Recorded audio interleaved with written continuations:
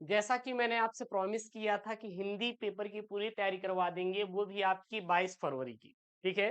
तो आप लोगों ने बहुत सारा प्यार दिया, बहुत सारा प्यार दे रहे हैं और मुझे पता है कि ऐसे ही प्यार देंगे और आपसे हाथ जोड़कर एक विनती है कि अब आप लोग पढ़ना शुरू कर दीजिए और थोड़ा अपने इस बड़े भाई शिवम पर भी थोड़ा अपना प्यार दिखाइए, थोड़ा भरोसा बनाइए। मैं आपसे ये प्रॉमिस करता हूँ और खुली चुनौती के साथ जो हम पेपर आपके लिए बनाएंगे, दिन रात मेहनत करके बनाते हैं।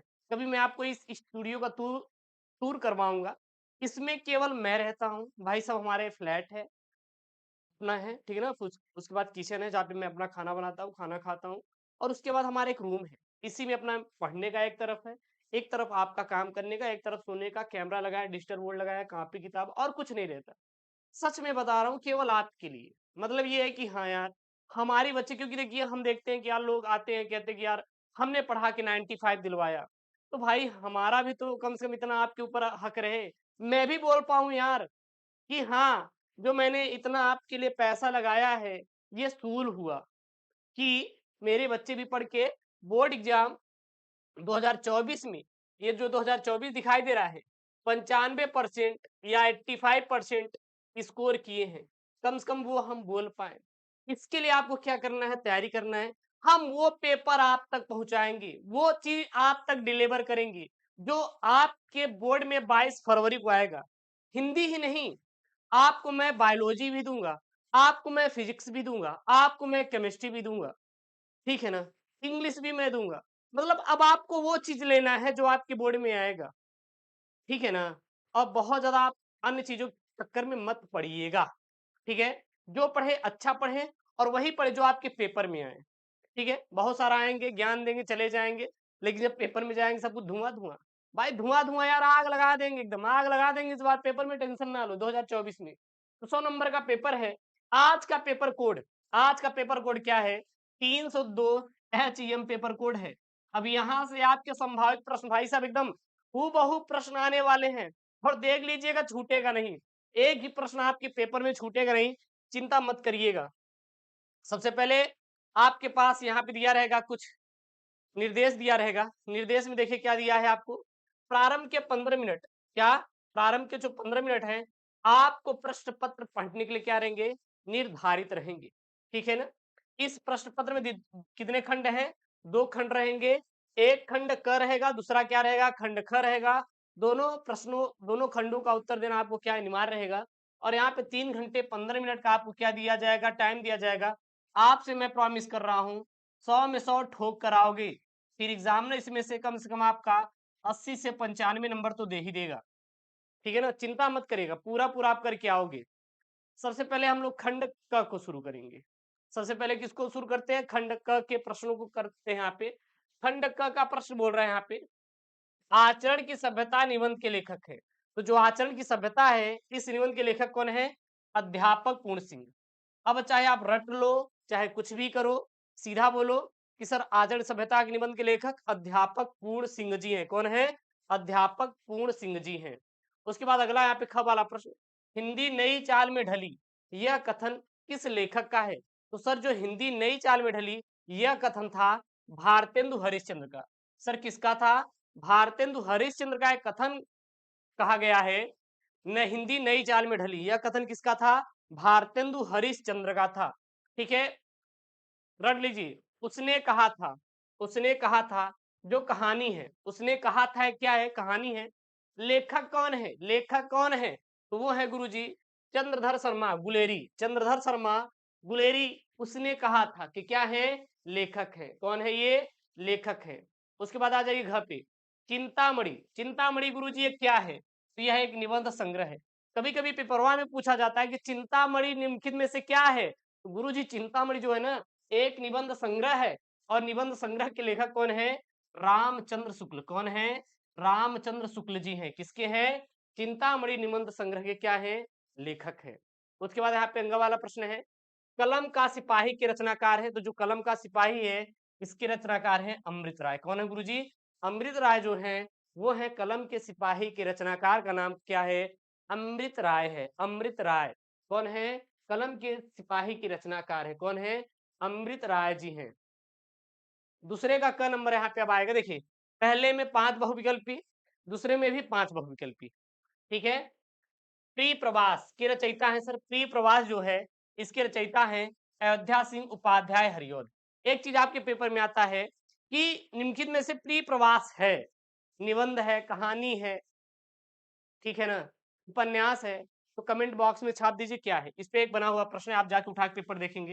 निम्नलिखित में से छायावाद के कवि हैं, तो छायावाद के कवि कौन है? तो छायावाद के जो कवि माने जाते हैं मुकुटधर पांडे जो माने जाते हैं, वो क्या माने जाते हैं?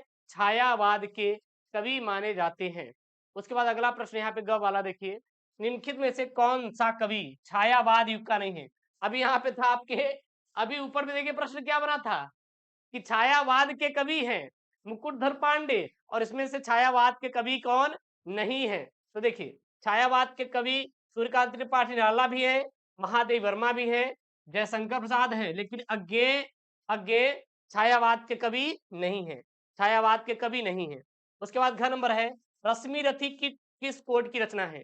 जो रश्मि रथी है यह किस कोट की रचना है, इसका आपको आंसर करना है। तो जो रश्मि रथी है यह एक खंड काव्य है। आइए बताइए आपके जिले में कौन सा खंड काव्य आता है? क्या आपके जिले में ये रश्मि रथी खंड काव्य आता है या फिर आलोक वृत्त आता है? तो आप लोग कमेंट कर दीजिए अपने अपने जिले का नाम, ठीक है ना, जो भी हो आपका नाम। और वैसे भी मैं सभी बच्चों का रिप्लाई देता हूँ, हर एक बच्चे का मैं कमेंट का रिप्लाई देता हूँ, आप देख लीजिए हर एक बच्चे कमेंट रिप्लाई देते हैं। बादल को घिरते देखा, यह क्या रचना है, किसकी है? तो नागा अर्जुन की है। बादल को घिरते देखा किसकी रचना है करेजा लोग? नागा अर्जुन की है। नागा अर्जुन की क्या है?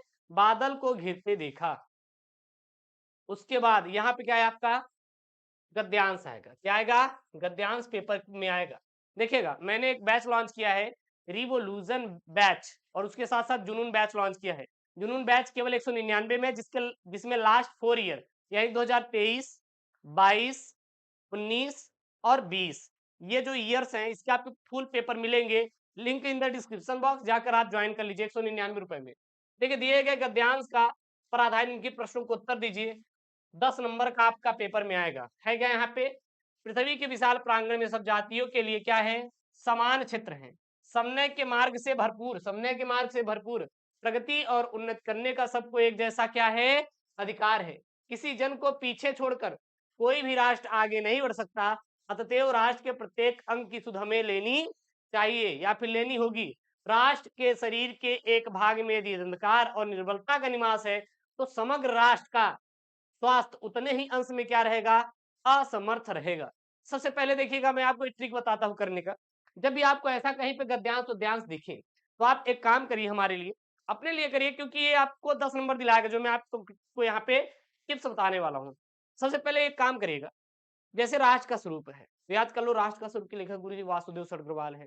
याद कर लो यार कि गुरुजी जो अशोक का फूल है डॉक्टर आचार्य प्रसाद द्विवेदी है।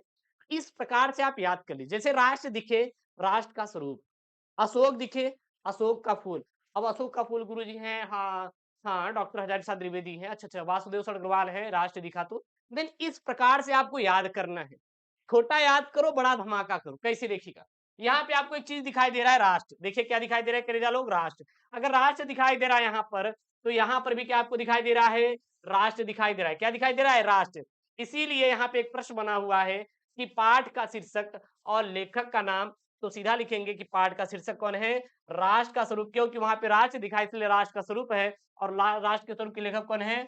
वासुदेव सड़ग्रवाल जी। कौन है? वासुदेव सड़ग्रवाल जी। इस प्रकार से आपको क्या करना है? याद करना है करेजा लोग, ठीक है। सेकंड प्रश्न यहाँ पे, राष्ट्र के प्रत्येक अंग की सुध हमें क्यों लेनी चाहिए?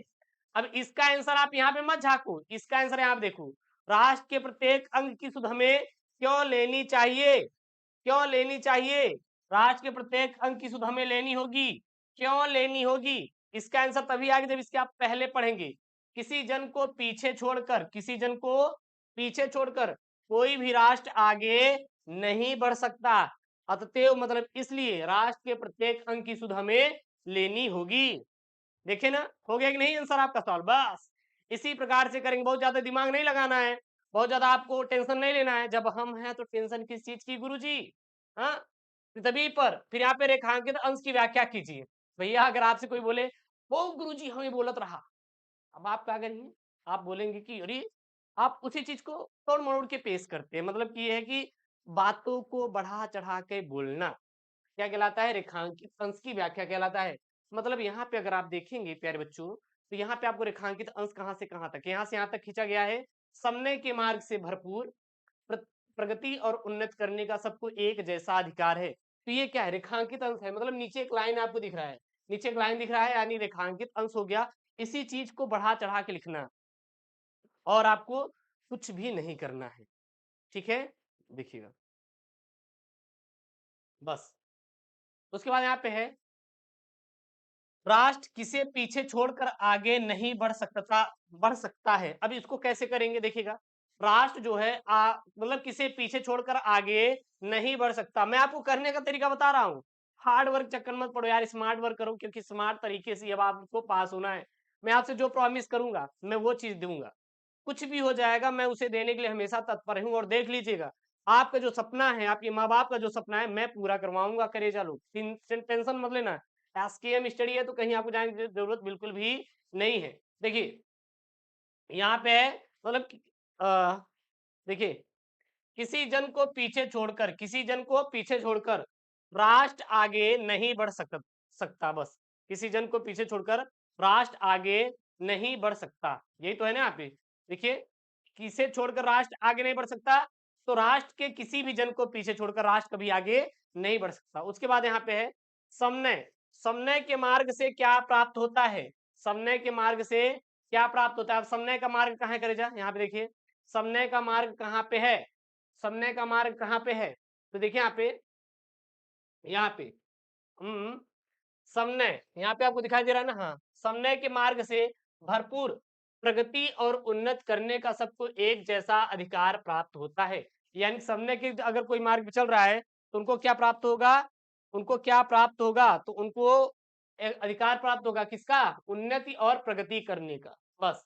और आपको कुछ भी नहीं करना है।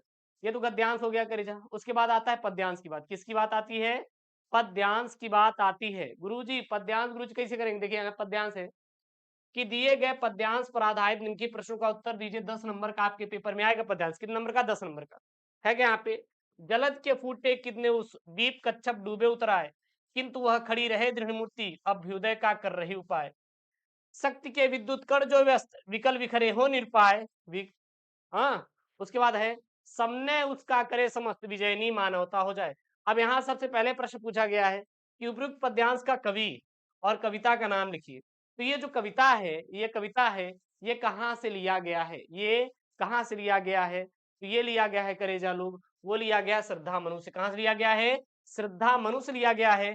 और इसके कवि कौन है, जयशंकर प्रसाद है। कौन है कवि, जयशंकर प्रसाद जी हैं। ठीक है। उसके बाद यहाँ पे रेखांकित अंश की व्याख्या कीजिए। अब गुरु जी रेखांकित अंश की व्याख्या यहाँ पे बोला है, मतलब यहीं से यहीं तक इसी चीज को बढ़ा चढ़ा लिखना है। सबने उसका करे समस्त विजयनी मानवता हो जाए, अर्थात लिख देंगे, क्या लिख देंगे इसका, सॉरी यार, इसका आप क्या लिख देंगे, इसका आप क्या लिख देंगे, इसका आप क्या लिख देंगे, इसका आप सीधा लिख दीजिएगा कि मेरे और तुम्हारे रूप में यह मानवता आज भी सुदृढ़ मूर्ति के समान खड़ी हुई अपने नवीन उत्थान का प्रयास कर रही है, बस। और आपको कुछ भी ज्यादा लिखने की जरूरत बिल्कुल भी नहीं है। उसके बाद यहाँ पे दृढ़ मूर्ति, दृढ़ मूर्ति क्या है, यहाँ पे दृढ़ मूर्ति से आशय किसकी मूर्ति से, तो दृढ़ मूर्ति से आशय मानवता से, किसकी है, मानवता से। देखिए दृढ़ मूर्ति मानवता हो जाए। आप देखिए आगे है ना, आप देखिए यहाँ पे क्या, यहाँ पे दृढ़ मूर्ति दीप कच्छप उते हुए है कि किंतु किंतु वह खड़ी दृढ़ मूर्ति, किंतु वह खड़ी दृढ़ मूर्ति, तो यहाँ पे जो खड़ी दृढ़ मूर्ति है उसका तात्पर्य है मानवता से, मानवता। अब देखिएगा गुरुजी कैसे, जैसे कि मान लीजिए कोई भी जीव है, अब वो बहुत प्यासा है और आपके हाथों में क्या है, पानी है।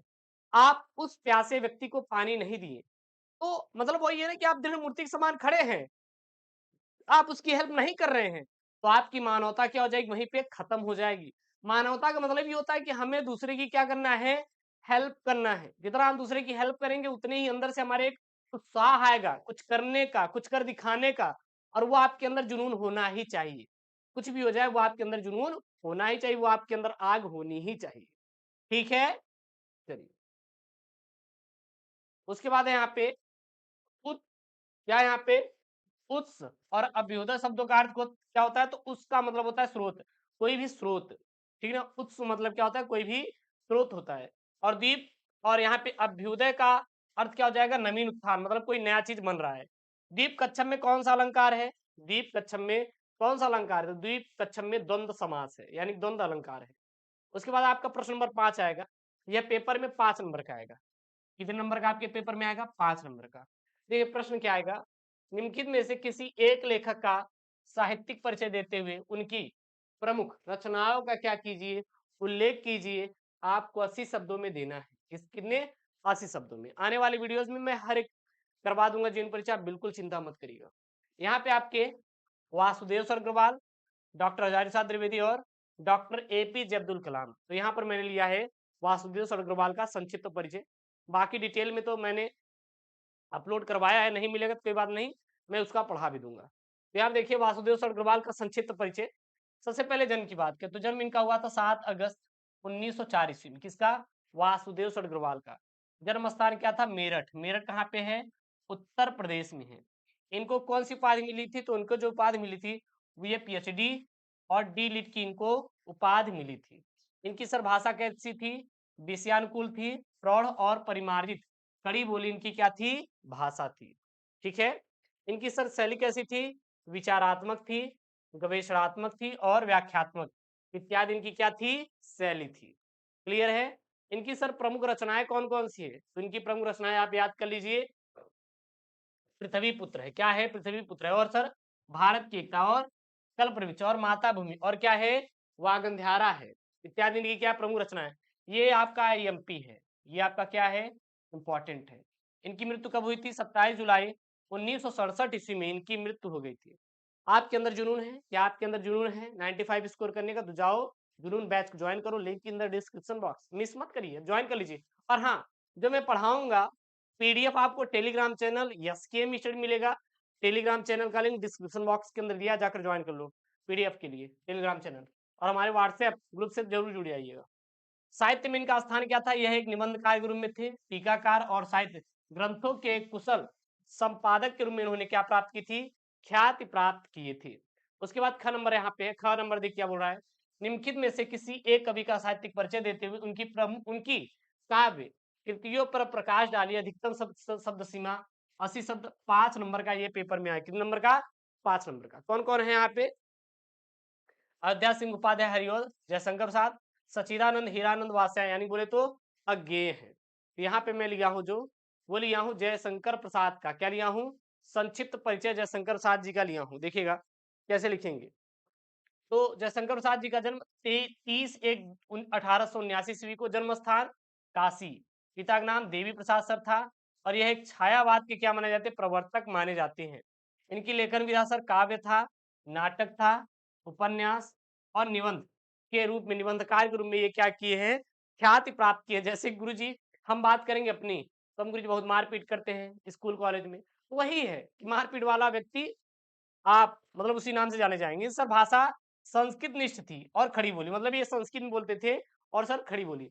इनकी सर शैली कैसी थी, तो प्रबंध काव्य एवं मुक्तक इनकी शैली थी। इनके सर प्रमुख रचना है, ये IRIMP है, ये आपका क्या एमपी है। सर कामायनी थी, आंसू थी, लहर थी, झरना थी, चित्राधार थी, कानन कुसुम थी, प्रेम पथिक थी इत्यादि इनकी सर प्रमुख रचनाएं हैं। सर इनकी मृत्यु कब हुई थी, तो नोट कर लो यार, इनकी मृत्यु कब हुई थी, 14/1/1937 ईस्वी में गुरु जी इनकी मृत्यु हो गई थी। क्या हो गई थी, इनकी मृत्यु हो गई थी। उसके बाद 6 नंबर प्रश्न, यहाँ पे छठा प्रश्न देखिए क्या है, पंचलाइट अथवा ध्रुव यात्रा, ध्रुव यात्रा कहानी का सारांश लिखिए। अधिकतम शब्द सीमा आपको 80 शब्दों में इसका आंसर देना है। अथवा बहादुर कहानी का उद्देश्य आपको स्पष्ट करना है। तो यहाँ पे हम लोग बहादुर कहानी का क्या लिए हैं, सारांश लिए हैं। क्या लिखेंगे, बहुत ही सिंपल, मैंने कई बार इसको पढ़ा भी है तो आपको याद ही होगा। इसमें लिखेंगे, बहादुर की कहानी अमरकांत जी द्वारा लिखित कहानी है। एक माध्यम वर्गीय परिवार में नौकर के साथ परिवारजनों द्वारा किए गए अत्यंत कट व्यवहार की कहानी है, जिसमें लेखक ने स्वयं को कहानी का पात्र बनाते हुए कहानी की आत्मकथात्मक रूप में क्या की है, रचना की है। अपने से संपन्न रिश्तेदारों के घर नौकर द्वारा जुटाई गई सुविधा और शान को देखकर जो लेखक की पत्नी है निर्मला स्वयं भी एक नौकर रखना चाहती हैं। बहादुर नेपाल का 12 से 13 साल का। कौन? 12 से 13 साल का क्या छोटा लड़का है जो कि नाबालिग है और वो अपने माँ के गलत व्यवहार से तंग आकर घर छोड़कर शहर चला आता है और निर्मला के परिवार में नौकर के रूप में क्या किया जाता है? रख लिया जाता है। नौकर के रूप में क्या किया जाता है? रख लिया जाता है। निर्मला और उसका परिवार बहादुर के प्रति पहले तो अच्छा व्यवहार करते हैं और परंतु बाद में धीरे-धीरे उसके साथ क्या करते हैं? कठोरता बरतने लगते हैं और उससे घर का क्या करते हैं? सारा काम करवाते हैं। इसके साथ ही उसे गाली-गलौज, मार-पीट करते थे और झूठी चोरी का इल्ज़ाम लगाकर उसे अपमानित भी किया जाता है और मारा-पीटा भी जाता है या फिर जाता था। अंततः बहादुर जो है घर छोड़कर चला जाता है। अब परिवार के सभी सदस्य उसे क्या करते हैं? ढूँढते हैं किसको? बहादुर को, क्योंकि उसके बिना कोई भी काम नहीं होता था, क्योंकि घर के सभी लोग आराम के क्या हो चुके थे? आदी हो चुके थे और बहादुर की अनुपयोगिता देखकर सभी अब अपना घरेलू काम करने से क्या करते थे? घबराते हैं और बहादुर के घर छोड़ जाने पर वे सभी क्या करते हैं? पश्चाताप करते हैं, मतलब कि पछताते हैं और अब अच्छा व्यवहार करने के लिए क्या करते हैं? सोचते हैं। परंतु एक कहानी कही गई है ना कि अब पछताए होत क्या, जब चिड़िया चुग गई कलेजा, खेत अब पछताने से कोई नाम नहीं, क्योंकि चिड़िया खेत चुग गई थी। यानी कि अब पछताने से कोई लाभ नहीं, क्योंकि अब बहादुर घर छोड़कर जा चुका था। अतः बहादुर में सहनशीलता और स्वाभिमान की भावना कूट-कूट कर भरी हुई थी। इसी चरित्र के कारण यह कहानी क्या है? बहुत ही प्रिय है। उसके बाद आपका आएगा स्वपठित खंड काव्य। बहुत बच्चे कमेंट किए थे अपने-अपने जिले के नाम। तो आप भी अपने जिले का नाम कमेंट कर दीजिए। शायद आपके जिले का नाम आ जाए अगली बार। तो आज मैं जो पेपर में डाला हूँ वो डाला हूँ आलोक वृत्त प्रखंड काव्य। आने वाले वीडियोस में रश्मि रथी का पढ़ा दूंगा, ठीक है ना? तो ये करवा दूंगा। तो ये आपके जिले के अनुसार आएगा, तो आप अपने जिले के अनुसार याद करिए। देखिए जैसे मुक्ति यज्ञ खंड काव्य आएगा, सत्य की जीत पर आएगा। एक याद कर लो, बाकी जो भी याद छाप देना। सत्य की जीत, रश्मि रथी, आलोक वृत्त, त्यागपथी और श्रवण कुमार। यह आपके जिले के अनुसार आएगा, ठीक है ना? अगर ये आपके जिले का है तो आप इसको देख सकते हैं, नहीं तो आप स्किप कर सकते हैं इसको। एक बार देख लीजिए अगर देखना है तो आपको। एक बार क्या यहाँ पे आलोक वृत्त किसका है? आपको आलोक वृत्त है, आलोक वृत्त खंड काव्य। सबसे पहला यहाँ पे जो आलोक वृत्त में है, यहाँ पे गांधी जी का क्या किया गया है? गांधी जी का गांधी जी का चरित्र चित्रण किया गया है। चरित्र चित्रण किया गया है, ठीक है ना? गांधी जी के मतलब चरित्र के बारे में बताया गया है कि गांधी जी में मानवीय मूल्यों के प्रति आस्था थी। यानी कि जो महात्मा गांधी जी मानवीय मूल्यों के प्रति घोर आस्था है, वे बचपन से ही मानवीय मूल्यों की स्थापना के लिए ललायत है और इसी उद्देश्य की पूर्ति के लिए वो समुद्र जाकर शिक्षा ग्रहण करते। समुद्र गुरु जी अपने गांव के बगल नहीं, अरे गए थे वो ब्रिटेन पढ़ाई करने के लिए, ठीक है ना? यही है मातृपितृ भक्त। यानी कि जो गांधी जी थे ये अपने माता पिता को बहुत मानते थे, बहुत उनसे प्यार करते थे, बस। उसके बाद राष्ट्र प्रेम मतलब कि महात्मा गांधी जी के अंदर राष्ट्र के प्रति बहुत ही प्रेम था और भारत के प्रति अटूट प्रेम था, इसलिए उन्होंने वकालत छोड़कर उन्होंने भारत की क्या की? सेवा की। हरिजनों द्वारा मतलब कि गांधी जी ने जो हरिजन समाज था, छुआछूत की भावना थी सभी के बीच, मतलब कि उन उनको लेकर सब लोग छुआछूत मान देते थे। तो उन्होंने इस चीज को क्या किया? दूर किया, मतलब छुआछूत को मिटाया और उन्होंने गले लगाया। यानी कि हरिजन समाज का क्या किया? उन्होंने उद्धार किया। स्वदेशी वस्तु व खादी को मतलब जो गांधी जी थे वो स्वदेशी कपड़े पहनते थे और सबसे ज्यादा बढ़ावा किसको दिए? खादी को दिए, बस। और आपको कुछ नहीं करना। देखिए 50 नंबर क्लियर, 50 नंबर सॉल्व हो गया। आपका ये बताइए, मैं आपसे पूछ रहा हूँ, क्या खड़े खड़े 50 नंबर सॉल्व हुआ कि नहीं? एक बार आप कमेंट बॉक्स में छाप दीजिएगा। ये मत कहिएगा कि नहीं गुरुजी हो गया ना। तो मैं वही कहता हूँ कि जो मैं करूंगा यार बेहतर करूंगा, आप बिल्कुल भी चिंता मत करिए। जो मैं लाऊंगा वो बेहतर लाऊंगा और ऐसा बेहतर लाऊंगा कि आपके बोर्ड में पूरा का पूरा लड़ेगा, एकदम एकदम लड़ेगा यार, लड़ेगा, यही यही लड़ेगा एकदम। यहाँ पे आपका खंड ख क्या है? क्या है गुरु? खंड ख है गुरु। इसमें देखिए क्या बोल रहा है? 8 का कब बोल रहा है? दिए गए संस्कृत गद्यांश में से किसी का एक का ससंदर्भ सहित हिंदी अनुवाद कीजिए। मतलब दो रहेंगे, उसमें से कोई एक ही करना रहेगा। तो यहाँ मैं केवल एक ही कर रहा हूँ, 7 नंबर के पेपर में आएगा। क्या यहाँ पे? अत्कयः शकुनि सर्वेशम से लेकर कहां तक है? राजा महम न रोचते। तो ये आपका क्या है? संस्कृत का गद्यांश है। संस्कृत का गद्यांश एक बार स्क्रीनशॉट करना है तो कर लीजिए। उसके बाद इसका क्या है? संदर्भ है। देखिए संस्कृत वाला थोड़ा आपको फोकस करना पड़ेगा। संस्कृत को ज्ञाता होता नहीं है, नहीं तो आप कहेंगे गुरु जी आप तो संस्कृत ज्ञाता है क्या? नहीं, हिंदी आती, संस्कृत देखिए नहीं आती, गलत गलत हो जाएगा तो आप कमेंट में करिए, देंगे कहेंगे गुरु जी वाह आपको संस्कृत नहीं आती, सीख लो। ठीक है ना भैया, मुझे नहीं आती देखिए संस्कृत, मैं सीधा एकदम स्पष्ट तौर पे बताऊंगा, मुझे नहीं आती, इसको आप देख लीजिए। तो सबसे पहले संदर्भ, संदर्भ में क्या लिखेंगे, प्रस्तुत गद्यांश हमारी पाठ्य पुस्तक संस्कृत दिनदर्शिका के जातक कथा पाठ के उलुक जातकम से क्या है उद्धृत है, यानी कि जो संस्कृत दिनदर्शिका के एक जातक कथा नाम पाठ है वहां से ये लिया गया है। ठीक है ना। यहाँ पे अनुवाद अगर देखेंगे तो इसका अगर पूरा संस्कृत का अगर अनुवाद देखना है तो अनुवाद में सीधा लिखेंगे कि तुम्हारा उल्लू का राजअभिषेक मुझे अच्छा नहीं लगता। उल्लू का राजअभिषेक कर रहे हो, बताओ, वो चूतिया है उल्लू, ऐसा ये बोल रहे हैं।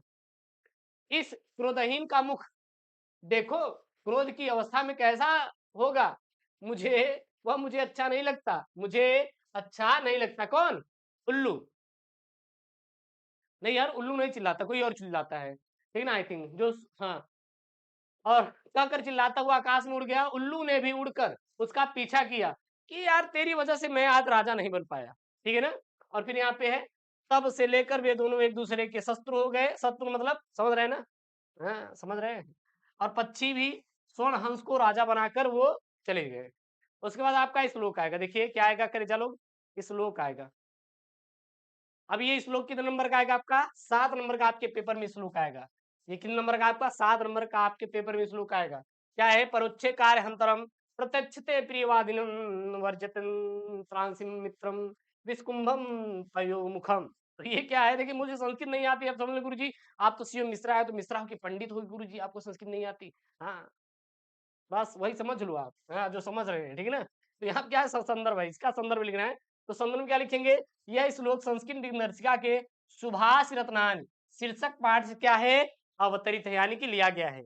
इसका अनुवाद क्या हो जाएगा, जो पीठ पीछे काम बिगाड़ने वाला हो, यानी कि परोक्षे कार्य हंतरम, हाँ, पर सामने मीठा बोलने वाला हो, यानी कि प्रत्यक्षे प्रियवादिनम, प्रियवादिनम, यानी कि परोक्षे कार्य हंतरम मतलब जो पीछे, जो पीठ पीछे काम को बिगाड़ने वाला हो, प्रत्यक्षे प्रिय वादिनम यानी जो सामने आपके सामने मीठा बोलता हो, वर वर्जये वर्जये वर्जये तांस दिशम मित्रम, यानी कि ऐसे मित्र को उसी प्रकार छोड़ देना चाहिए जिस प्रकार बीस कुंभम पयोमुखम, यानी कि हम लोग विष से भरे हुए घड़े को, जिसके ऊपर ऊपरी भाग में क्या रहता है, दूध रहता है, उसको हम लोग क्या करते हैं, छोड़ देते हैं। उसी प्रकार ऐसे मित्र को आपको छोड़ देना चाहिए। उसके बाद आपका 9वां जो प्रश्न है यहाँ पे वो आएगा मुहावरा। क्या आएगा, मुहावरा और लोकोक्ति आएगा। 2 नंबर का आपके पेपर में आएगा, 4 रहेगा, 1 का आपको देना रहेगा। ये तो आप ऐसे ही कर लोगे यार, 9 भी पढ़ो रहोगे तब वो हो जाएगा। 1 शॉर्ट वीडियो में मैं करवा दूंगा, आप चिंता मत करिएगा। यहाँ पे है, जले पर निमक छिड़ना, आंख का तारा होना मतलब कि अति प्रिय होना, अपना उल्लू सीधा करना मतलब अपनी बातों को मनवाना, हवा से बातें करना मतलब बहुत तेज से चलना। तो आप केवल एक ही मैं लिया हूं, आंख का तारा होना मतलब अत्यंत प्रिय होना। अर्थ लिखेंगे अत्यंत प्रिय होना, एग्जामिनर 1 नंबर देगा। उसके बाद वाक्य प्रयोग लिखेंगे 1 नंबर, टोटल कितना, 2 नंबर। वाक्य प्रयोग क्या लिखेंगे, राकेश अपने घर में अकेला बेटा होने के कारण अपने माता पिता की आंखों का क्या है, तारा है। तो ये हो जाएगा, बिल्कुल इसकी चिंता मत करना। उसके बाद 10वां नंबर आएगा आपका अपठित गद्यांश करे जा लोग, अपठित गद्यांश। और जो अपठित गद्यांश है, ये हम आपको ऐसा अप्रोच, ऐसा ट्रिक बताऊंगा कि बिना समझे हुए, बिना दिमाग लगाए हुए कर लोगे, गारंटी हमारी है, मैं आपसे प्रॉमिस कर रहा हूँ, मैं इसको करवा दूंगा, आप चिंता मत करना। 5 नंबर का पेपर आएगा, जो कि इस बार संधि विच्छेद और विभक्ति और वचन के स्थान पर नया टॉपिक में जुड़ा हुआ है सिलेबस में। 11 का यहाँ पे निम्नलिखित शब्द युग्मों का सही अर्थ चयन करके लिखिए। यहाँ शब्द युग्म आया है, 2 नंबर के आपके पेपर में आएगा। देखिए है क्या यहाँ पे शब्द युग्म में, पहला है अविराम और अभिराम। तो अविराम मतलब क्या होता है, अनवरत, और क्या है, आकर्षक, लेकिन क्या गलत है, तो लिख देंगे बिना रोक के और सुंदर। क्या हो जाएगा, बिना रोक के और सुंदर हो जाएगा। अभिराम और अभिराम का क्या हो जाएगा, बिना रोक के और सुंदर हो जाएगा। विहग और विहंग, विहग और विहंग, तो विहग मतलब पक्षी होता है, विहंग मतलब क्या होता है, आकाश होता है। उसके बाद यहाँ पे है आपका कि निम्नलिखित शब्दों में से किसी एक शब्द के क्या लिखिए, 2 सही अर्थ लिखिए। सीखा, पुन, पक्ष और कांड। सीखा, पुन, पक्ष और कांड। तो अब मैं एक लिया हूं कांड का। कांड का क्या होता है, घटना होता है या फिर कोई अध्याय होता है, कहते सुंदर कांड हो गया। रामायण होता है तो आप जानते होंगे ना। उसके बाद कोई भी क्या होता है, समूह, जैसे मारपीट होती है, कांड कर दिए। अब कांड मतलब वो समूह में आए थे लोग और लड़कर चले गए। वहां पे क्या हो गया, कांड हो गया। उसके बाद नीचे आ जाएंगे तो यहाँ पे आपका निम्नलिखित वाक्यांशों के लिए एक सही शब्द का चयन कीजिए। रास्ता दिखाने वाले को क्या बोलते हैं, मार्गदर्शक बोलते हैं। जिसका कोई अंत ना हो उसे हम लोग क्या बोलते हैं, अनंत बोलते हैं। क्या बोलते हैं, अनंत बोला जाता है। क्या बोला जाता है, अनंत बोला जाता है। उसके बाद घ नंबर यहाँ पे है, निम्नलिखित में से दो वाक्यों को शुद्ध करके लिखिए। 2 नंबर का पेपर में आएगा। श्याम और मोहन बात कर रहा है, प्रधानाचार्य जी ने हस्ताक्षर कर दिया, मैं गृह कार्य कर लिया हूँ, चंद्रमा आकाश में निकलता था। तो श्याम और मोहन बात कर रहे हैं। यहाँ पे रहा जो है, यहाँ क्या हो जाएगा, रहे हैं। श्याम और मोहन बात कर रहे हैं, थोड़ा रिस्पेक्ट दीजिए यार। प्रधानाचार्य जी ने हस्ताक्षर कर दिया, तो प्रधानाचार्य जी ने क्या कर दिया, हस्ताक्षर कर दिया। ठीक ना। उसके बाद मैं गृह कार्य कर लिया हूं, मैंने गृह कार्य कर लिया है। या मैंने यहाँ पे क्या, जब मैं क्या स्थान, क्या मैंने गृह कार्य कर लिया है। उसके बाद चंद्रमा आकाश में निकलता था, यहाँ पे था के स्थान क्या हो जाएगा, है हो जाएगा। वही चीज देखिए नीचे दिया है, श्याम और मोहन बात कर रहे हैं, चंद्रमा आकाश में निकलता है। तो 2 का देना था, तो 2 का ही मैंने यहाँ पे दिया है। उसके बाद आपका आएगा रस छंद अलंकार। लो भाई लो, तो बहुत इंपॉर्टेंट वाला टॉपिक है रस छंद अलंकार। आप कह रहे थे ना गुरुजी इंपॉर्टेंट वाला टॉपिक कराएंगे क्या, बिल्कुल यार कराएंगे, बिल्कुल करेजा लोग कराएंगे। आपके लिए ही आए हैं और किसी के लिए परेशान मत हुई। यहाँ पे है श्रृंगार रस अथवा वात्सल रस का अस्थाई भाव के साथ क्या लिखिए, उदाहरण अथवा परिभाषा दीजिए। तो किस क्या है यहाँ पे, श्रृंगार रस।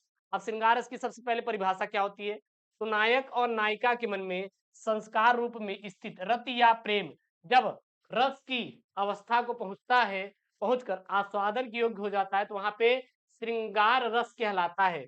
और श्रृंगार रस का स्थायी भाव क्या होता है, रति होता है। क्या होता है, श्रृंगार रस का स्थायी भाव रति होता है। तो श्रृंगार रस क्या होता है, नायक और नायिका के मन में संस्कार रूप में स्थित प्रेम जब जब रस की अवस्था में पहुंचकर आस्वादन के योग्य हो जाता है, तो वहां पे क्या होता है, श्रृंगार रस होता है। श्रृंगार रस होता है। उसके बाद यहाँ पे आपका छ वाला यमक अलंकार और रूपक अलंकार का लक्षण सहित उदाहरण दीजिए। लक्षण मतलब क्या होता है, परिभाषा होता है। क्या होता है, परिभाषा होता है। तो इस चीज को आप ध्यान दीजिएगा कि गलत कर दे। तो यहाँ क्या है, यमक अलंकार मैंने लिया। यमक अलंकार परिभाषा क्या होती है, यमक का अर्थ युग्म या जोड़ा होता है। इस प्रकार जहां एक शब्द समूह का एक से अधिक बार प्रयोग हो, किंतु वहां पर अर्थ प्रत्येक बार भिन्न भिन्न अलग अलग हो, वहां पर यमक अलंकार होता है। वहां क्या होता है, यमक अलंकार होता है। करे जा लो, उदाहरण क्या हो जाएगा यमक अलंकार का, क्या हो जाएगा, पक्षी पर छीने, पक्षी पर छीने, ऐसे परे पर छीने वीर, तेरी बरछी ने बरछीने है खलन की। तो यहाँ पे पक्षी पर छीने, एक पर छीने आ रहा है, एक पर छीने आ रहा है, एक बर छीने आ रहा है। मतलब पर मतलब कोई भी किसी भी जानवर जो उड़ता है, पक्षी की पंख काट दिए गए। एक आपका बरछीने, बरछीन में किसी भी बरछी के द्वारा किसी भी जो शत्रु है उसके अंग को क्या कर दिया जाए, काट दिया जाए। तो बरछीने, बरछीन मतलब जो अब भुजा उजा होती है उसको काट दिया जाए। ठीक है ना। उसके बाद देखिए यहाँ पे ग नंबर है, ग नंबर आप देखिए क्या है, चौपाई छंद अथवा सोटा छंद का मात्रा सहित उदाहरण लिखिए और उदाहरण भी आपको दीजिए। मतलब परिभाषा और उदाहरण इसका आपको लिखना है। तो चौपाई छंद है, क्या है, चौपाई छंद है। इसकी परिभाषा क्या होती है चौपाई छंद की, चौपाई छंद की सीधा परिभाषा होती है, चौपाई सममात्रिक छंद है। इसमें 4 चरण होते हैं, प्रत्येक चरण में कितनी कितनी मात्राएं, 16 मात्राएं होती हैं। और अंत में क्या होता है, गुरु होता है। उदाहरण क्या हो जाएगा, निरक सिद्धि साधक अनुरागे सहज स्नेह सराहन लागे। निरक सिद्धि साधक अनुरागे सहज स्नेह सराहन लागे। ये क्या हो जाएगा आपका, चौपाई हो जाएगा। उसके बाद 13 नंबर है यहाँ पे, 13 नंबर जो है वो है आपका, शिक्षा ऋण प्राप्त करने के लिए बैंक प्रबंधक को आवेदन पत्र लिखिए अथवा में देगा कि नगर में अतिक्रमण की समस्या के निवारण हेतु महापौर को पत्र लिखिए। 6 नंबर का आपका पेपर में आएगा, 6 नंबर के आपके पेपर में आएगा। तो उत्तर में लिखेंगे सबसे पहले सेवा में, सबसे पहले आपको क्या लिखना है, सेवा में। लिखने का तरीका देखिए, हर एक मैं पेपर में चीज लेकर आऊंगा, आप चिंता मत करना। सेवा में क्या लिखेंगे, सेवा में भारतीय स्टेट बैंक प्रबंधक, क्योंकि हम किसको लिख रहे हैं, शिक्षा ऋण प्राप्त करने के लिए बैंक प्रबंधक को ऋण प्राप्ति के लिए पत्र लिख रहे हैं, आवेदन पत्र। यहाँ क्या है, आवेदन है, यहाँ पे आवेदन हो जाएगा। प्रयागराज उत्तर प्रदेश, गुरुजी आप कहाँ कह रहे हैं भैया, हम तो हैं करछना नैनी इलाहाबाद की, हमारा एड्रेस है। आइए कभी मिलने के लिए तो बताइएगा। वैसे तो मैं नैनी में रहता हूँ, यहीं पे अपना पढ़ता भी हूँ पढ़ाता भी हूँ। पहले मैं सिटी मेन सिटी हम में रहता था, लेकिन वहाँ पे क्या हुआ कि रूम नहीं मिला और फिर वहाँ पे एडजस्टमेंट नहीं हो पाया, क्योंकि आप जानते हैं सिटी में, और फिर वहाँ पे बहुत ही ज़्यादा महँगा रेंट मुझे 1 बीएचके पड़ा, तो देन मुझे यहाँ पे शिफ्ट होना पड़ा। अब कहेंगे गुरुजी आप घर पे क्यों नहीं रहे? घर पे सारी सुविधाएँ हैं, लेकिन वो जो माहौल होता है ना, सि सिटी में ही आता है, क्योंकि मुझे अच्छा लगता है, ठीक है ना? यहाँ पे क्या रहता है, अपना पढ़ो, पढ़ाओ और कुछ मत करो, ठीक है? लेकिन आप लोग इतना मेहनत करिए कि आप लोगों का सिलेक्शन घर से ही हो जाए, मेरी तरह भटकना ना पड़े। उसके बाद क्या लिखेंगे? विषय। विषय, अब देखिए विषय क्या होता है गुरु? ये विषय क्या होता है गुरु? ये देखिए, ये जो विषय है, शिक्षा ऋण प्राप्त करने के लिए, यहाँ पे देखिए, यहाँ पे है ना कि शिक्षा ऋण प्राप्त करने के लिए बैंक प्रबंधक को आवेदन पत्र। तो यही जो शिक्षा ऋण प्राप्त करने के लिए होता है, यही क्या होता है? विषय होता है। ये लिखना जरूरी है, लिख दिए। उसके बाद क्या लिखेंगे? महोदय। महोदय, सेवा में सविनय निवेदन है कि मैं पिछले साल ही बीएससी पढ़ चुका, यानी कि बीएससी फाइनल ईयर हो चुका है। अब मैं बेरोजगार हूँ और मुझे रोजगार के लिए कुछ पैसे चाहिए, और मैंने ऐसा सुना है कि आपकी बैंक जो है वो ऋण दे रही है बेरोजगारों को अपना स्वयं का रोजगार करने के लिए। अतः आपसे विनम्र निवेदन है कि मुझे भी ये ऋण प्रदान करने की कृपा करें। और लास्ट में आप जोड़ सकते हैं, और आपसे आग्रह निवेदन है करता हूं कि आप इस प्रार्थना पत्र पर विचार करने की महान कृपा करें, अर्थात आप ऋण देने की महान कृपा करें। फिर धन्यवाद। फिर यहाँ पे आप दिनांक डाल दीजिएगा, 16/4/2023 जो भी रहेगा। फिर भवदी, भवदी में अपना यहाँ पे XYZ डालेंगे, नाम नहीं डालना है, आपको नाम नहीं लिखना है। फिर नगर, सोबतियाबाग और प्रयागराज जो भी रहेगा आपको यहाँ पे छाप देना है। कोई दिक्कत तो नहीं है ना आप लोगों को? फिर आएगा करेजा निबंध लेखन। क्या आएगा? निबंध लेखन। देखिए यहाँ पे निम्नलिखित विषयों में से किसी एक पर अपनी भाषा शैली में निबंध लिखिए। ये कितने नंबर का कर जाएगा? 9 नंबर का आपके पेपर में आएगा। देखिए यहाँ पे 4 हैं। पर्यावरण संरक्षण की आवश्यकता, महामारियों के संबंध में जागरूकता के उपाय, मेरे प्रिय उपन्यासकार, भारतीय कृषकों की समस्या और समाधान, और विद्यार्थी जीवन में अनुशासन का महत्व इत्यादि पर क्या यहाँ पे निबंध लेखन आया है।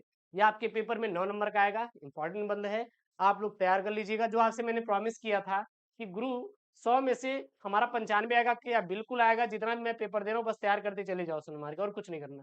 तो यहाँ पे आपका निबंध लेखन है, विद्यार्थी जीवन में अनुशासन का महत्व पर निबंध। तो सबसे पहले आपको क्या करना है? प्रस्तावना। देखिए प्रस्तावना डालना इंपॉर्टेंट हो जाता है। गुरुजी प्रस्तावना नहीं देंगे, प्रस्तावना मतलब है कि आप इसके बारे में डिटेल से बता रहे हैं कि अनुशासन होता क्या है, वही प्रस्तावना होता है। ये लिखना इंपॉर्टेंट है, जैसे मैं बता रहा हूँ बस ऐसे लिखना है। प्रस्तावना क्या लिखे में इसमें? विद्या का विनय से अत्यंत ही घनिष्ठ संबंध है। विद्या ददाति विनयम के आधार पर विद्या से ही विनय का प्रादुर्भाव होता है, यानी कि विद्या से क्या होती है? हमें विनय प्राप्त होती है। किंतु आज के देश का दुर्भाग्य है कि विद्या मंदिरों में जहां विनयशीलता का साम्राज्य होना चाहिए, वहां घोर अनुशासनहीनता अपना दानवी दामन भरा अट्टहास कर रहा है। अर्थात हमें बताया जाता है कि विद्या ददाति विनयम, यानी विद्या से विनय आता है, और वहां जहां पे एक शिक्षा का मंदिर है, आज तो वहां पे नेतागिरी चलती है। आप चले जाइए बड़े बड़े कॉलेजों में, आप अपने स्कूल में जानते हो जाते होंगे तो देखते होंगे 12वीं के बच्चे मारपीट कर रहे हैं, सर को ही गाली दे रहे हैं। तो जहां पे आपका भविष्य बन रहा है, भविष्य निर्माण हो रहा है, फ्यूचर बन रहा है, वहीं पे आप लोग क्या कर रहे हैं? गाली गलौज कर रहे हैं, मारपीट कर रहे हैं गुरु जी के साथ। तो वो क्या है? वो क्या है? आप यानी कि अनुशासनहीनता फैला रहे हैं। आपको अनुशासन का मतलब सब समझ में आता ही नहीं। विद्यार्थी का जो अनुशासन है, आप उसको जानते ही नहीं। वही चीज यहाँ पे मेंशन किया गया है, ठीक है। उसके बाद यहाँ पे अनुशासन से तात्पर्य, यानी कि अनुशासन का मतलब क्या होता है? अनुशासन शब्द शास धातु से बना है, जिसका तात्पर्य होता है शासन अथवा नियंत्रण करना। यानी कि अनुशासन का मतलब होता है कि हम नियंत्रण में रहे, शासन में रहे। अगर मेरे पापा बोले कि बैठ जाओ तो तुम बैठ जाओ, मम्मी बोली तुम बैठ जाओ तो बैठ जाओ, मतलब किसी से लड़ना नहीं है। हमारा जो कर्तव्य है पढ़ने का वो हम पढ़ेंगे, हमारा कर्तव्य है सही से बात करने का हम बात करेंगे, हमारा कर्तव्य है नहीं घूमने का तो हम नहीं घूमेंगे। वही क्या है? अनुशासनहीनता का मतलब। और अनुशासन का महत्व, अब अनुशासन का क्या क्या महत्व है? जैसे कि अगर आप अनुशासन में हैं तो क्या क्या महत्व है? अगर आप डेली डेली पढ़ रहे हैं तो पढ़ने का कुछ इंपॉर्टेंट तो होगा, ठीक है ना। उसी प्रकार अनुशासन का महत्व क्या है हमारे जीवन में? तो मानव जीवन में, यानी कि हमारे जीवन में अनुशासन का बहुत बड़ा महत्व है। अनुशासन से तात्पर्य मुख्यतः अनुशासनात्मक से नहीं, से ही है। यानी कि नियंत्रण तो भय और दबाव से भी किया जा सकता है, किंतु किंतु उसका प्रभाव अस्थायी होता है। मतलब ये समझ लीजिए कि अगर हमें अनुशासन में रहना शुरू से ही सिखा गया है तो हम पूरे जीवन रहेंगे। नहीं तो वैसे तो किसी को एक तमाचा मार दो भाई, एकदम कट्टे लिए हम अपने जेब से निकालो, एकदम निकाल लो तो वो डर जाएगा। 2-3 दिन अनुशासन में रहेगा, फिर उसके बाद फिर वो उसी तरह उड़ना शुरू कर देगा, ठीक है ना? तो वही है यहाँ पे बोला जा रहा है। अनुशासन अपने सच्चे अर्थों में ही सार्थक होता है, जो स्वेच्छा से ग्रहण किया गया हो। यानी कि अगर आप स्वयं को अपने स्वेच्छा से ग्रहण कर रहे हैं, तो ये समझ लीजिए क्या है, सबसे बेटर है अनुशासन। किसी से सीखना नहीं, मतलब खुद से सीखना है, जो हमारे गुरुजी बता रहे हैं बस। विद्यालयों में अनुशासनहीनता और उसके कारण, मतलब जो विद्यालयों में अनुशासनहीनता हो रही है, उसके पीछे क्या-क्या कारण है, किसके द्वारा? तो वही यहाँ पे है मेंशन किया। यह हमारे देश का दुर्भाग्य है कि विद्यालयों में जहाँ हमारे राष्ट्र के भावी निर्माता गढ़े जा रहे हैं, अनुशासनहीनता अपनी पराकाष्ठा पर पहुंच चुकी है। क्योंकि आप देखेंगे तो आजकल 12वीं के बच्चे भी बहुत ज्यादा मारपीट करते हैं, गाली गलौज इत्यादि चीजें करते हैं, ठीक है ना? सरस्वती के पावन मंदिर में अनुशासनहीनता के कारण दानवीर बर्बरताओं का राज्य है। छात्र अपने कर्तव्य को भूल गया है और अपने अधिकार की जोरदार क्या कर रहा है, मांग कर रहा है। उसके बाद यहाँ पे अनुशासनहीनता के पीछे क्या क्या कारण है? तो सबसे पहला, अभिभावकों द्वारा बालकों की उपेक्षा। उपेक्षा मतलब कि उनका साथ दे रहे हैं कि हाँ, तू मारा, बहुत अच्छा किया। उसको तू भी बोलना सिखा देंगे कि भाई जाके टीचर से ऐसी बात करो। आजकल किसी बच्चों को कोई टीचर मार दिया एक थप्पड़, तो पता लगा घर वाले पहले पहुंच गए, हाँ, हमारे बच्चों को इसे मार दिया, अरे हमारे बच्चे के यहाँ पे दिमाग होता है, पागल हो जाएगा, ये हो जाएगा। भाई साहब, पहले ना जब हम लोग छोटे थे तो तुम्हारी कुछ बहुत पिटाई करते थे हम लोगों को। जो लौकुश सर पढ़ाते हैं, आप देखेंगे, क्योंकि एक नया स्टूडियो और तैयार करवा रहे हैं। नया स्टूडियो एक और तैयार हो रहा है, जल्दी वो आ जाएंगे डिजिटल पैनल पे। तो वो बहुत पीटते थे हमें कक्षा 9वीं में, कोचिंग पढ़ाते थे ऑफलाइन, बहुत पीटते थे। तो क्या हम पागल हो गए? नहीं, आज तो हम एक सक्सेसफुल है ना। कहीं भी भले ही आजकल लोग गवर्नमेंट जॉब को सक्सेसफुल मानते हैं, लेकिन हम जिस लेवल पे हैं, मुझे एक अंदर सुकून मिल रहा है ना, पढ़ रहे हैं, पढ़ा रहे हैं, तो वो सक्सेसफुल की एक क्या है, निशानी है कह सकते हैं। अपने अंदर खुश रहो यार, हो गया। ये बाहरी लोगों को नहीं दिखाना है। बाहरी लोग आपको गाली देंगे, बोलेंगे, ये है, वो है, नहीं। क्यों उसको दिखाओगे यार? अपने को देखो, अपने आपके माँ-बाप प्रसन्न हैं, आप प्रसन्न हैं, बस और कुछ नहीं चाहिए जीवन में, बस यही चाहिए। दोषपूर्ण शिक्षा प्रणाली मतलब कि कहीं न कहीं शिक्षा में भी दोष है। आप देखेंगे कि बच्चों को सीख ही नहीं दिया जा रहा है। अब पहले के बच्चों को बताया जाता था कि सुबह यार उठो, प्राणायाम करें डेली डेली, पूजा-पाठ करो, माँ-बाप का पैर छुओ, लेकिन आज क्या है? गुड मॉर्निंग विश करो, यार क्या है? यही सब क्या है? ये सब शिक्षा प्रणाली के दोष हैं। राजनीतिक दलों का प्रोत्साहन भैया, आज पिंटू आए हैं झगड़ा करके, उनके चाचा हैं विधायक, फ़ोन कर दिए, चाचा हो आज हमें एक लड़का था, वो हमें क्या किया, मारा है। अरे विधायक जी, अच्छा ठीक, ठीक, ठीक, वही भेजते हैं। 10 ठो गैंग भेज दिए वहाँ पे, हाँ, निकाले। कौन भाई मेरे, हाँ, तो समझ रहे हैं ना, सब यही सब है। और अध्यापकों के प्रति श्रद्धा का अभाव। पता लगा गुरुजी जी को गाली दे रहे हैं आकर। तो ये सब क्या हो रहा है? ये सब अनुशासनहीनता क्या है? कारण है। तो वैसे हम लोग बहुत ज़्यादा इसमें रम गए पेपर में कि ये जो 40 से 42 मिनट का वक़्त था, ये ऐसे ही समाप्त हो गया, समझ में नहीं आया।